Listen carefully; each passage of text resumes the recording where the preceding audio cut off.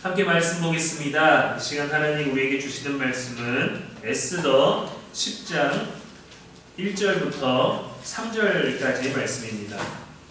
아하수에로 왕이 그의 본토와 바다 섬들로 하여금 조공을 바치게 하였더라. 왕의 능력에는 모든 흔적과 모르드게로부터 존귀에 대한 사적이 메대와 바사와 마벨에 기록되지 아니하였느니라.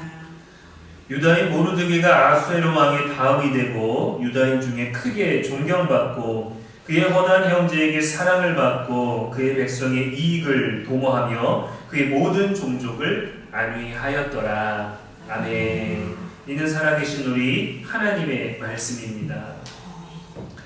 이 시간 높아짐은 섬김이다 라는 제목으로 말씀 나누겠습니다. 세상에는 조용히 사는 사람들이 많습니다. 조용히 자기 일들을 묵묵히 하며 또 조용히 또 티나지 않게 나란히 다른 누군가를 섬기는 사람들이 많아요. 자기 자리에서 성실하게 일하면서 자기 분야에서 장인이 되기도 하고 대단한 일을 했지만 대단한 소문 없이 조용히 살아가는 사람들도 있습니다. 묵묵히 일하고 수고하지만 주목받지 못하고 드러나지 않아도 가치 있는 인생을 사는 사람들. 간혹 어떤 사람은 기억되고 또 존경받고 박수받고 높임받는 인물들도 있어요. 우리는 묻게 됩니다. 무엇이 그를 위대하게 했는가? 높아진 자리에 선 그는 대체 무엇을 했는가 하고 말이죠. 오늘 본문은 한 나라의 2인자가 된 모르드게의 이야기를 마지막으로 전하면서 에스더서가 하나님의 백성이 어떻게 살아야 하는지를 우리들에게 보여줍니다. 에스더 마지막 장은 짧죠. 필요한 모든 내용들이 전개됐으니까 마지막 행복한 대사도 필요 없는 장면들만 있었던 것 같습니다. 1절은 아하수에로 왕의 힘과 통치를 보여주고 2절은 그 통치 안에서 모르드게의 섬김과 위상을 조명하고 3절은 모르드게의 삶의 방향이 백성의 유익을 도모하는 데 있었다라고 이렇게 설명해 주죠. 이 도모하다에 해당하는 히브리어가 또레시인데 주의 깊게 살펴보다, 애써 구하다라는 뜻을 가지고 있어요. 모르드게는 2인자가 돼서 하만처럼 권위를 누리고 인사를 받고 다른 이들을 무릎 꿇게 하는 사람이 아니라 단지 명령을 내리는 정치인이 아니라 자신의 직분과 권력을 누리는 성공한 인생이 아니라 백성의 형편을 애타게 살피는 사람이었습니다. 성경이 중요하게 여기는 덕목인 섬김의 자리에 선 사람이었어요. 그는 근데 왕의 옆자리에서 제국의 2인자가 되었지만 백성의 마음에 더 가까이 있었고 역사의 주인공이 아니라 하나님의 섭리 안에서 쓰임받는 조연이었습니다. 그는 높아졌지만 교만하지 않았고 존경받았지만 자신을 드러내지 않았어요. 인류 가운데 이런 이들이 많이 있었습니다. 한국의 슈바이처 그리고 바보 의사라고 불리는 장기려 박사는 평생을 의료봉사에 헌신했습니다. 가난한 환자를 구제하고 청십자 의료보험을 만들어서 민간 의료보험의 모델이 되었죠. 이름 없는 자를 위한 의사로서 의사를 한 번도 못 보고 죽어가는 사람들을 위해 나는 뒷산 바위돌처럼 항상 서 있는 의사가 되겠다라고 했죠. 그런 자신을 높인 적도 없고 나는 그저 예수님의 제자일 뿐입니다 라고 고백을 했어요. 구호단체 월드비전의 창립자인 미국 선교사 로버트 피어스는 한국 전쟁 후 고아들을 돕기 위해 섬겼습니다. 고아 한 명을 돕기 시작해서 전세계 구호 운동을 벌였고 그렇게 문을 열었죠. 그는 기도했습니다. 하나님, 나의 마음이 당신이 아파하시는 것으로 아프게 해주세요 라고 말이죠. 이렇게 조용히 섬기면서 위대한 큰 일들을 이룬 인생들이 있습니다. 이런 사람들이 살았던 인생, 그런 사람들이 어디인가 살아가고 있는 이 인생에서 동시에 우리는 또 이런 세상을 살아갑니다.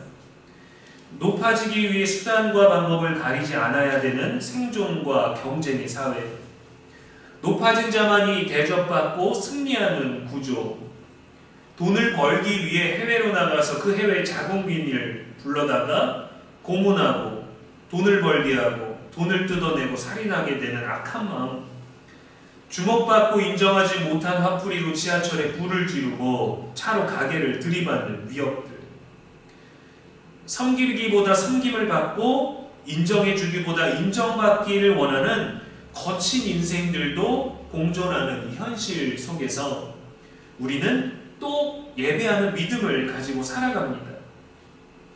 하나님의 사람은 예배하고 하나님의 사람은 세상을 살리는 사람입니다.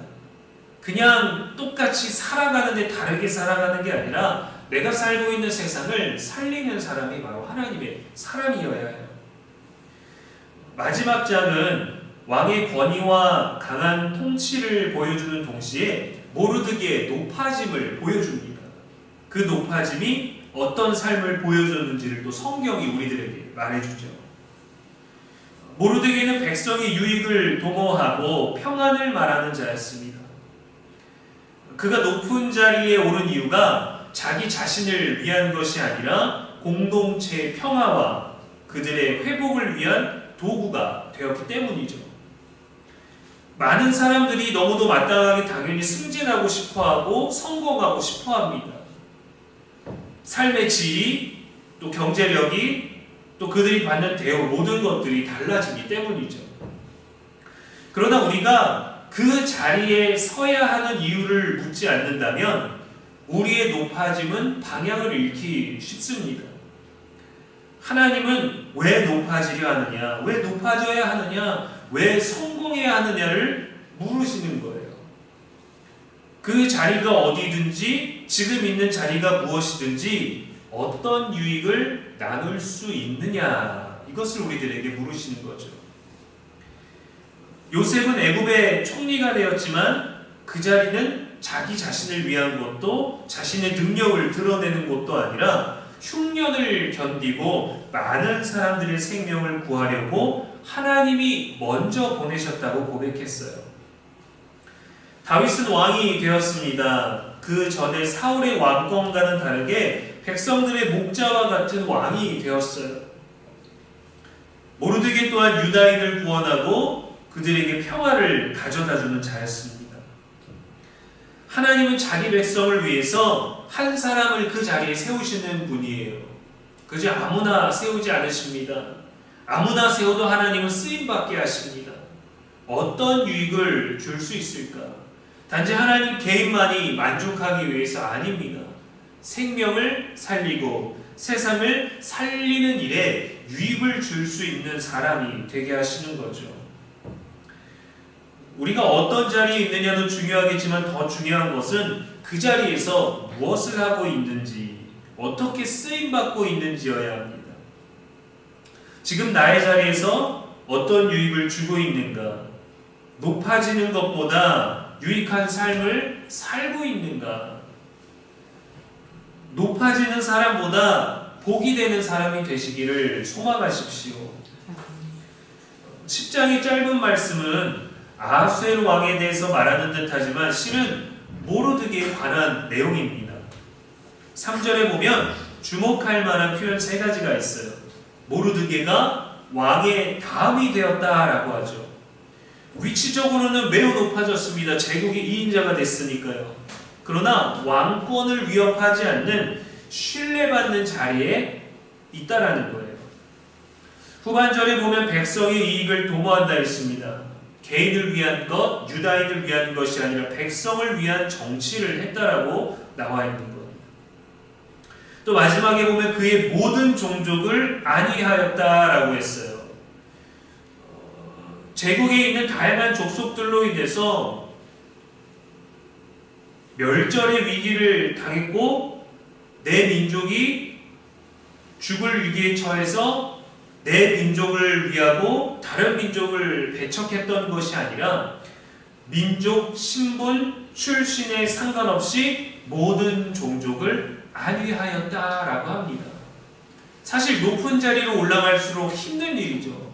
때로는 높은 자리에서 우리가 할 수 있는 그 자리만이 가지고 있는 특권과 권력과 특별히 해줄 수 있는 다양한 일들이 있을 겁니다. 그런데 우리는 가까운 사람, 친한 사람, 내가 빚진 사람, 내가 빚지게 될 사람, 어떤 내 관계 안에서 이 유지 또 다양한 방법들을 통해서 내게 도움을 줄 수 있는 사람에게는 우리의 높은 자리에서 할 수 있는 일들을 베풉니다. 그러나 나에게서 배척되어 있는 그런 사람들에게는 사실 그것을 베풀기가 쉽지 않죠. 죽을 위기에 처해 있고 그렇게 미움을 받았음에도 불구하고, 그리고 그것을 허락했던 왕 곁에서 신뢰받는 사람이 되었고 모든 이들을 돌보는 자가 되었다라는 거예요. 하나님은 자신을 위해서 살지 않고 타인을 섬기는 자를 기억하시고 높이십니다. 요즘은 삶의 방법이 또 사상이 많이 다양해져서 내가 먼저 나부터 챙겨야 하는 것이 굉장히 많이 중요해졌죠. 맞습니다. 자기를 돌보는 일은 정말 중요합니다. 우리가 과거에 너무도 타인 중심, 또 높은 사람 중심, 힘 있는 사람 중심, 또 어른 중심, 그렇게 유지되어 왔던 사회라 균형을 이룰 수가 없었어요. 그저 따라가고, 그저 힘없고, 그저 말 못하고, 그래서 내가 없었습니다. 그저 기계처럼 부품 하나처럼 살아왔던 시대였고, 순차적으로 그런 자리를 올라가게 될 거라고 생각했지만 어느 순간부터 세대가 바뀌고 세상 사는 이해하는 방식이, 해석하고 말하는 방식이 달라지다 보니까 그 흐름이 바뀌어 버렸죠. 사회에서도 가정에서도 말입니다. 그래서 자신을 소중하게 돌아볼 수 있는 그런 여유, 또 그런 것들을 귀하게 여길 수 있는 또 다른 시선과 관점이 발생하는 구조가 되기는 했지만, 나만이 아니라 타인에 대해서도 여전히 균형이 필요합니다. 근데 타인이 너무 배척하고 이제는 너무 개인적으로 흘러가게 되는 불균형이 되어버렸죠. 여러분, 진정한 높아짐은 하나님이 주시는 겁니다. 우리의 능력으로 성취하고 우리가 대단한 것들을 이루려고 하지만 하나님이 주시는 높아짐은 교만이 아니에요. 사랑이 있어요. 생명을 살리는 일이 있어요. 유익이 있어요. 겸손에 있습니다. 순종이 있어요. 자신보다 더 사랑받는 동생 요셉을 노예로 팔아와 버려진 인생이 되게 한 형들의 바람이 그대로 이루어졌습니까? 그를 시기하고 그를 미워해서 네가 좀 내 눈에서 사라졌으면 좋겠다. 네가 그냥 죽어버렸으면 좋겠다. 내 사랑을 독차지하고 이 많은 형들의 모든 걸 너 혼자 그렇게 누리고 있다니 괘씸한 녀석. 그들의 바람이 이루어졌습니까? 아닙니다. 잠시 이루어지는 듯 보였죠. 그러나 하나님의 시간이 꽉 차고 요셉이 총리가 되었을 때 그를 버렸던 형들도, 그를 감옥에 넣었던 사람도 하나님이 높이신 자리를 그 누구도 빼앗지를 못했어요. 흔들지를 못했습니다. 요셉의 높아짐이 무엇입니까? 그의 억울한 인생을 보상받는 겁니까? 하나님이 꿈도 줬으니까 잘했다 하고 주시는 상인가요? 아닙니다. 그 높아짐은 더 많이, 더 크게, 더 넓은 영역에 더 다양한 이들을 섬기게 하기 위함입니다. 모르드게와 마찬가지로 요셉도 자기의 70명의 가문이 애굽의 좋은 땅에 들어가기도 했지만 애굽과 그 주변의 온 나라를 먹여 살리는 사람이 되었다는 거예요. 그리고 그의 고백은 하나였습니다. 바로의 다음가는 2인자가 되어서 하나님이 당신들보다 나를 먼저 이곳에 보내셨습니다. 많은 사람들의 생명을 살리시려고 나를 여기다 보내신 겁니다. 형님들이 아닙니다. 얼마나 지혜로운 섬김의 언어입니까? 내가 다른 사람보다 더 잘난 게 있으면, 잘하는 게 있으면 여러분 그것이 하나님 앞에서는 사명이 됩니다. 그리고 내 눈에 더 많이 보이고 내가 저거를 하고 싶다라는 게 생기면 그게 바로 우리들에게 은사가 되는 거예요. 우리도 삶에서 섬김의 자리에 설 기회가 많습니다. 우리 교회에서도 늘 섬김이 있어서 귀한 애찬이 끊임없이 있듯이 말이죠. 가정에서도 직장에서도 우리는 섬김의 자리에 설 기회가 많아요. 대단한 것으로, 많은 것으로 늘 섬기기 위해서 부담이 될 때도 있지만 작은 것으로 했을 때도 충분합니다. 그런데 이것이 함께하는 것이 되고 받고 고맙고 고마워서 또 주고 나누는 그런 것들이 돼야 되는데 주는 사람은 계속 줘야 되고 받는 사람은 계속 받는 불균형이 이루어지니까 섬기는 사람도 지쳐버리고 받는 사람은 교만해지고 나쁜 습관이 되어버리는 참으로 이상한 도덕과 윤리가 자리 잡는 세상이 되었어요. 때론 우리의 섬김이나 수고가 헤아려지지 않거나 오히려 오해가 되면 속상하죠. 그러나 모르드게의 인생은 우리에게 이렇게 말해줍니다. 하나님은 보이지 않는 순종과 섬김까지 보시고 기억하시고 때가 되면 높이신다고 말이죠. 베드로전서 5장 6절에 그러므로 하나님의 능하신 손 아래에서 겸손하라. 때가 되면 너희를 높이시리라. 하나님이 높이시는 높아짐이 진짜입니다. 높아짐은 하나님이 주시는 거예요. 그래야 흔들리지 않습니다. 요셉이 언제까지 그리했습니까? 요셉이 죽어서 요셉을 기억하지 못하는 사람이 왕이 될 때까지 그의 영향력이 이어졌어요. 그가 위대해서 하나님이 그를 높이셨기 때문이죠. 만약에 형들이 아버지가 청탁을 하고 많은 재산으로 그를 정말 특별한 교육을 시켜서 높아지는 것을 목적으로 그가 총리가 되겠다면 그는 죽었을 거예요. 일찍 버림받았을 거예요. 노예가 어떻게 총리가 되나 하고 바로 끄집어냈을 겁니다. 총리가 되는 그 심사 과정에서 이미 탈락했을 거예요. 그러나 하나님이 높이셨기 때문에 그보다 더 높은 바로가 그에게 임장반지를 건네주었고 하나님이 그를 높이셨기 때문에 그에게 더 먼저 주셨던 꿈을 통하여 그가 지혜를 발휘하고 많은 생명을 섬길 수 있는, 많은 생명을 살릴 수 있는 유익한 사람이 될 수 있었죠. 그가 하나님을 고백했기 때문입니다. 그에게 하나님이 있었기 때문입니다. 그가 많은 일을 하고 목축업을 통해서 많은 경험과 지식과 노예와 또 감옥의 간수장으로 일하면서 너무도 많은 경험을 통해 능력을 쌓았지만 그는 그것들을 말하지 않았습니다. 오직 하나님을 말했다는 거예요. 그래서 하나님이 때가 되었을 때 그를 높이셨습니다. 성경에서 겸손과 섬김에 대해 제대로 보여준 인물이 바로 예수님이시죠. 예수님은 섬김이 곧 진정한 높아짐의 길임을 몸소 보여주셨습니다. 제자들의 발을 직접 씻기셨고 너희도 이와 같이 하라 하셨어요. 문둥병자와 맹인과 귀신 들리고 병든 이들을 직접 만나 손을 대어 고쳐주셨습니다. 모두가 부정하다 하여 사회적으로 격리시킨 사람들의 몸에 손을 대고 그에게 평안과 사랑의 언어를, 구원을 선물로 주셨어요. 당시 함께하면 안 되는 그런 사람들, 시선이나 문화 때문이 아니라 오직 섬김으로 죄인들과 함께 식사도 하셨습니다. 우리는 주변 사람들이 보는 시선 때문에 우리는 우리가 가지고 있는 어떤 명예와 그런 자리와 사람들의 눈초리 때문에 우리는 아무나와 밥을 먹는 것, 만나는 것, 대화 나누는 것, 거래를 하는 것들 너무 어려워합니다. 그러나 예수님은 필요한 모든 이들에게 가셨어요.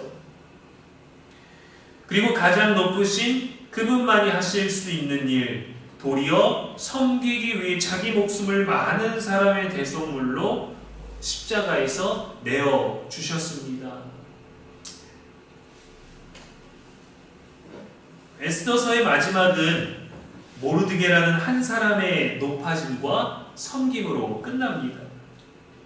그는 왕보다 높지 않았지만 백성에게는 참된 지도자였어요. 우리가 그런 지도자들을 보면 존경하게 됩니다. 어떤 권력을 가지게 되면 그 권력 때문에 또 그만큼의 중요한 인물이기 때문에 삼엄한 경계 속에서 보호를 받게 되죠. 바티칸의 교황이 어디를 갈 때는 그가 갔다가 돌아오는 모든 동선의 계획표만 짜는 게 아니라 만나는 사람, 접촉하는 사람, 멈추는 자리, 잠깐 인사하는 자리, 그 모든 것들을 아주 완벽하게 해서 단 하나의 오차도 없이 실수도 없이 그 일정을 진행합니다. 우리가 볼 때는 지나가다가 어린아이를 축복하고 우리가 볼 때는 지나가다가 악수를 한번 흔들어주고 가게 가서 인사를 해주고 그러한 것들이 너무 친근하다, 이런 일상의 옷이다니라고 생각되어지지만 사실은 그 모든 것들이 동선이 짜여져 있는 거예요. 왜냐면 그만큼 중요한 인물이기 때문이에요. 함부로 할 수 없어요. 모두가 바라보고 모두가 축복을 받고 모두가 눈으로 멀리서 지켜볼 수는 있겠지만 모두가 다가가서 그 사람과 악수하고 접촉할 수는 없습니다. 우리나라의 한 나라의 대통령만 해도 그렇죠. 만나고 싶다고 국밥 한 그릇 하시죠 하고 찾아가서 만날 수 없어요. 아무렇지도 않게 청와대에 출입할 수 없어요. 우리가 간다고 해도 그가 나오지 않습니다. 우리가 혼자서 소리를 질러도 나오지 않습니다. 메일을 1000개를 보내도 우리에게 대답하지 않습니다. 그가 아니라 그를 보자 하는 사람들이 보고 우리를 커트하기 때문이죠. 그조차도 우리는 함부로 만날 수가 없어요. 높기 때문입니다. 많은 사람들, 또 자신의 권력, 자신의 노력, 또 자신이 이뤄왔던 정치계의 어떤 그런 다양한 것들을 통해서 만들어진 높아짐이죠. 그러나 거기에는 시간이 제한되어 있습니다. 더 가난이가 실수가 있다면 내려오게 되어 있습니다. 질타를 받게 되어 있습니다. 잘해도 손가락질을 받게 되어 있죠. 못해도 지지하는 자들을 통해서 잘못된 방법들이 찬양되어지기도 합니다. 그러나 우리에게는 유익을 주는, 모두가 인정할 수 있는 참된 지도자가 필요해요. 그래서 우리는 오늘 말씀을 통해 모르드게보다 더 큰 섬김의 본을 보여주신 예수님에게서 봅니다. 우리가 예수님께 나아갈 때 제한이 있습니까? 장소가 제한이 있나요? 옷차림에 제한이 있나요? 헌금에 제한이 있나요? 사회에서 성공한 어떤 업적이 필요합니까? 아니에요. 그저 믿음이 없을지라도 그분이 나를 위해서 무언가를 하실 수 있겠지라는 소망, 그렇게 믿음이 시작돼서 그분의 이름을 부르면 그분은 우리의 아버지가 되어주시는, 친구가 되어주시는 거예요. 그것만큼 유익한 게 어디 있어요? 정성을 다해서 한 3000번은 절해라, 이만큼을 헌금해라, 이만큼의 시간을 교회를 나와라, 새벽 예배를 빠지지 말아라는 조건이 아니라 그저 내 마음이 아프면 주님, 제가 너무 아픕니다, 힘이 듭니다, 날 좀 살려주십시오 라고 할 때 응답하시죠. 언제든지. 그분의 이름을 부르는 데는 제한이 없어요. 조건이 없어요. 만왕의 왕 중에 세상을 창조하신 하나님의 아들, 하나님 곧 자신이신 그분은 우리가 언제든지 그분의 이름을 부르면 우리의 모든 것을 위한 존재, 오직 우리 하나만을 위한 구원자가 되어 주십니다. 그리고 그러한 우리를 위해 자기 생명을 섬겨주셔서 영원한 왕이 되신 거죠. 자기를 비워 종의 형체를 가지시고 자기를 낮추시고 죽기까지 순종하셔서 십자가에 죽으셨습니다. 이러므로 하나님이 그를 지극히 높여 모든 이름 위에 뛰어난 이름을 주사 모든 무릎을 예수님의 이름에 꿇게 하셨어요. 그분은 여전히 우리를 섬기고 계십니다. 우리는 주님을 섬기는 것이 바로 세상을 섬기는 일이 되어야 돼요. 세상을 살리는 유익이 우리 안에 있어야 됩니다. 예수님처럼은 할 수 없어요. 그러나 예수님이 모두를 위해서 예수님만이 하실 수 있는 일이 있는 것처럼 우리도 우리만이 할 수 있는 크고 작은 섬김의 기회들이 있을 겁니다. 그래서 그 예수님의 이러한 섬김을 보고 성경은 우리에게 말합니다. 너희 안에 이 마음을 품으라 곧 그리스도 예수의 마음이니. 예수님은 마태복음 23장 11절에서도 너희 중에 큰 자는 너희를 섬기는 자가 되어야 하리라 하셨어요. 섬기는 자가 높은 자입니다. 섬기려는 자가 높아지는 자입니다. 섬길 수 있는 자리가 먼저인 게 아니라 지금의 자리에서 어떻게 섬기고 있느냐, 무엇을 섬길 수 있느냐를 고민하는 것이 하나님이 우리를 대하시는 방법이에요. 여러분의 바르고 친절하고 선한 모든 섬김들, 아무도 모르는 듯 지나가는 섬김을 포기하지 마십시오. 놓치지 마십시오. 하나님은 보고 계시고 알고 계십니다. 우리 삶의 자리에서 충분히 다들 섬기고 계시겠지만 어떻게 하나님 나라와 나의 삶과 타인의 삶의 가장 아름다운 균형과 평안과 회복과 위로를 위하여 어떻게 더 섬길 수 있을까? 하나님은 내게 무엇을 주셨는가? 내가 무엇을 잘하고 내 눈에 무엇이 보이는가? 그것으로 누구를 섬길 수 있을까? 라는 이 고민을 가지고 삶의 자리에서 나와 다른 누군가의 삶을 밝힐 수 있는 등불이 될 수 있기를 주님의 이름으로 간절히 축원합니다. 아멘. 기도하겠습니다. 하나님 아버지, 모르드게의 삶을 통해 섬김이 곧 참된 높아짐이며 높아짐이 곧 섬김이라는 진리를 다시 배우게 하시니 감사합니다. 드러나는 성공보다 보이지 않는 섬김을 택할 수 있는 거룩한 용기를 주시고 사람의 인정보다 하나님의 인정을 바라는 마음을 주시옵소서. 믿는 이들의 기도로 말미암아 이 나라 가운데 모르드게와 같은 위정자들이 세워지게 하시고 보이지 않는 곳에서 하나님을 경외하는 믿음과 지혜로 나라를 위해 애쓰고 섬기는 이들이 많아지게 하여 주옵소서. 예수님처럼 자기를 비우고 섬기신 그 길을 우리도 걷게 하시며 우리의 섬김을 통해 누군가의 삶에 평안과 회복이 흐르게 하여 주옵소서. 우리의 영원한 기쁨이 되시는 예수님의 이름으로 기도합니다. 아멘.